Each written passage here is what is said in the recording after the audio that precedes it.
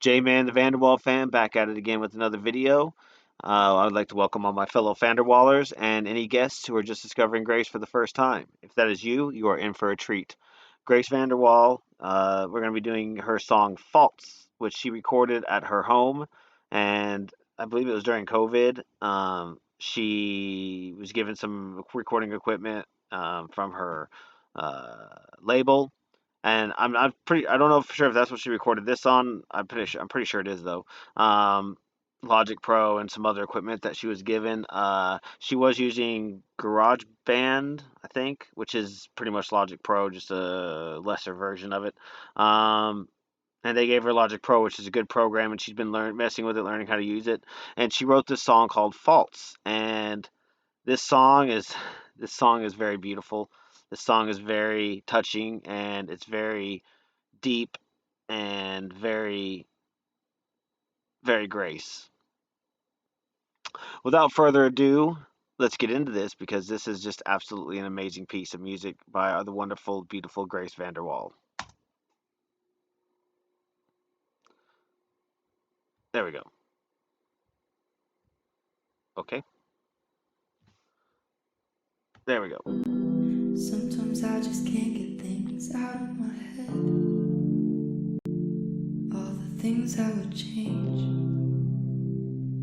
And I wonder if things would still be the same. There's no time, we just see the clocks on the walls. So I've had infinite tries, and I still seem to push people aside, and I despise all of my faults. I'm afraid you'll see how I choose the wrong words and how I'm always accidentally writing sad songs. Darling, we've got power, all the power in who we are, the way we narrate our lives in our minds, the size of parts of us we wanna discard. I complain about myself again and again, a flaw inside of a flaw. You see me like I can only do myself wrong. I'm too vain and nitpick myself every time. I can have a peak and feel embracing it, confidently say things, speak my love before I crash. Oh, I despise the way my mind is at war. We're telling me how could I think those things when I'm so far from perfect. I'm too loud when I speak, and when I don't, I'm a bore. We've got power, but what if I'm not the one in control? The way we narrate our lives in our minds, the size of parts of us we wanna discard. But I like, all the faults, I like them all. And that's not so bad, I'm not so bad. I know I said all those things before, and it wasn't a bluff. But can't you see, there are two of me, and if I show them all, I think that'd be enough. I might be enough, yeah, I am enough. I am enough, oh, I am enough. I am enough. I am enough.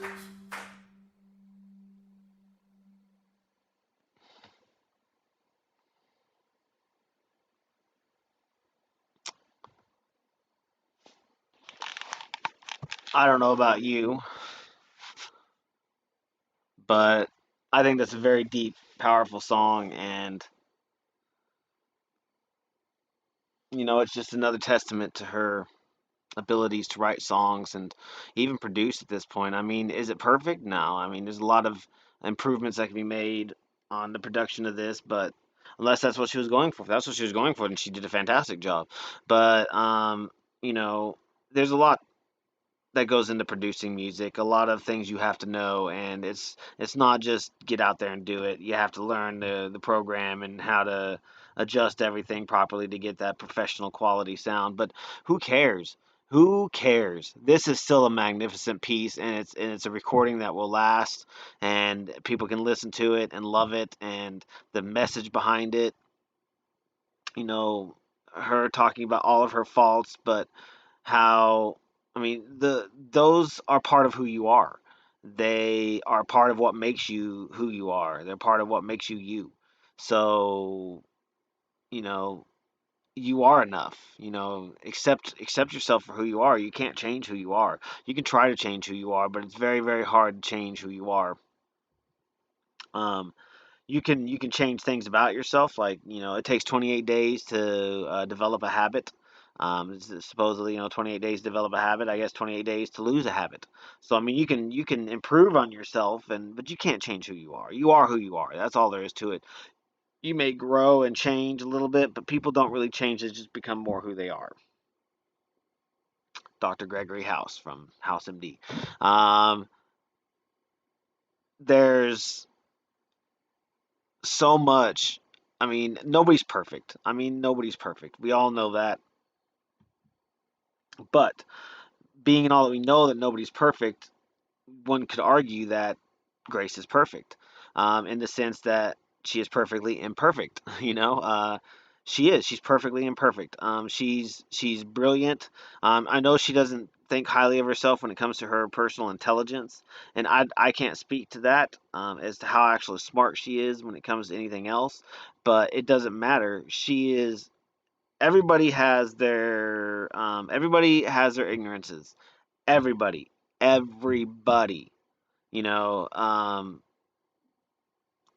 I heard that I've read that Einstein was terrible at math, terrible. Um, but I mean, I guess he got better at it. But one thing you have to understand is everybody has their ignorances. Everybody has ignorances, but some people are just far more ignorant than others, or ignorant in areas that they shouldn't be ignorant in. That everybody should be knowledgeable in. But what you're good at, there's stuff you're going to be good at, and there's stuff you're not going to be good at. Plain and simple. Like, it's just life. There's stuff you're going to be good at, and stuff you're not. Grace Vanderwaal may not be the best at math. She may not be the best at social studies or science. But guess what? She has something that nobody else has. She has a gift of writing songs, of writing lyrics, of writing music, um, and not only writing the music, but portraying so much emotion through her vocals in that music. And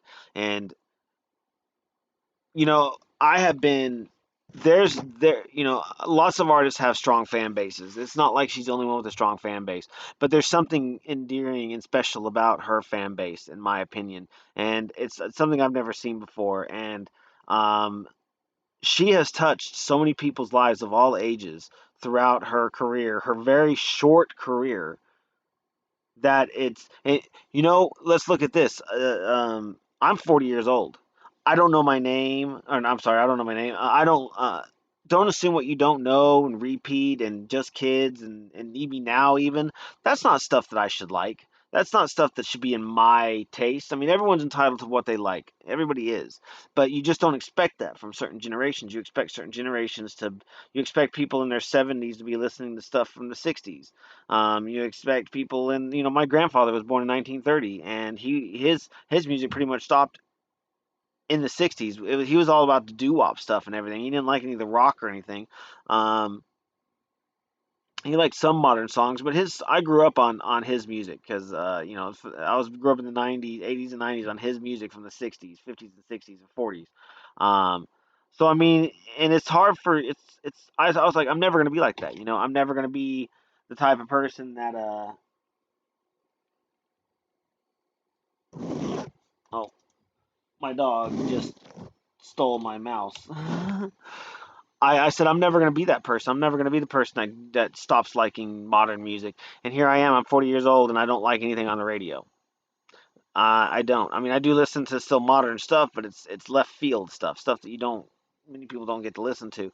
But my point is that you don't expect people. in their 40s, 50s, 60s, 70s, even 30s to be listening to "Need Me Now" and "Don't Assume What You Don't Know" and "Just Kids" and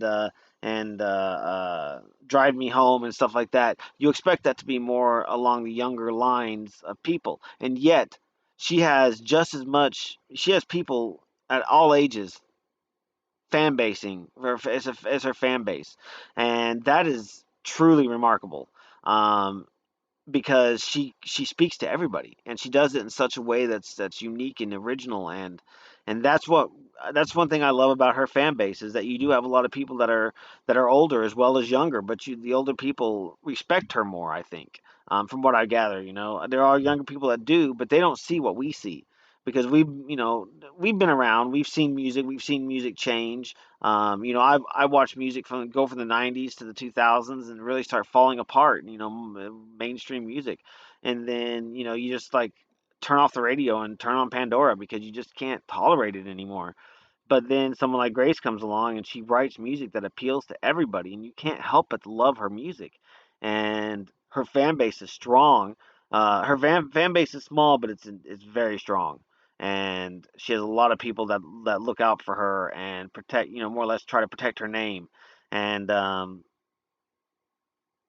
you're always going to have people that are just going to hate on you. I don't care if she gets to be as big as bigger than Taylor Swift. I don't care if she gets to be as big as Michael Jackson was. You're always going to have haters. You're always going to have people that hate you, and that's just because that's the way humanity is. Hate is beauty spreads beauty spreads at the rate a flower grows. I guess positivity spreads at the rate a flower grows. Negativity spreads like a wildfire because it's so easy to be negative. It's so hard to be positive, but it's so easy to be negative. It's so easy to just follow into the footsteps of society and say, this person's a terrible person, or she's drugs on drugs, or she cut her hair so she's all Britney Spears and needs to go to the nut house. It's so easy to feel that way. It's hard to say, you know what? She's 17 years old. Let her buzz her head. Who the hell cares? She's 17 years old. I knew 17-year-olds in the 90s that did that. Nobody said anything to them. Um, there's nothing wrong with it. It's just people see that. Britney Spears pretty much gave shaved heads a bad name because she was nutty butter whenever it happened. But let's be real. It's not a sign of mental illness to shave your head as a female. It's a sign of, hey, I want to try something new. I'm a teenager. I'm going to do whatever I want. Even if she was 25, it's still her just exploring new looks. What's wrong with that? Absolutely nothing. But it's just so much easier to hate her for it than it is to just say, you know what? She looks great like that. I stand behind it, and you go, Grace. No, it's just easier to say she's screwed up, she's messed up, she's on drugs because she shaved her head because it's easier to be negative than it is to be positive. And I think we all know that. I think we all know that it's too easy to be sad, too easy to be negative, too easy to be on the downside of things. It's too easy to be a pessimist. It's hard to be an optimist. It's hard to look at the glass as half full because sometimes it feels like it's half empty. So I'm really glad that she has the fan base that she does because they look at the glass as half full. They want to see the best out of Grace and they want to see everything that's good about her. And they see that she is not a messed up person. She's just a teenage girl exploring herself and finding her way. And that right there is one thing I truly admire about the Vanderwaal community.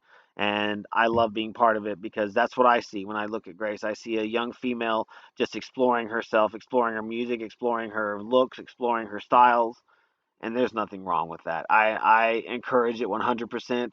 If she shaves her head again, I will be behind her 100,000% because I thought she looked great like that. I think that was the most model she looked right there. She looked straight up like a runway model. Um, I shouldn't say runway model. She wasn't anorexic, but she looked like a model. So, in conclusion, Grace Vanderwaal is a beautiful person. She writes beautiful music, and she writes music for all ages, and that is one thing that not many artists can actually say. So, Grace Vanderwaal, we love you, and we're here for you. And I hope you guys enjoyed this, and we will catch you in the next one.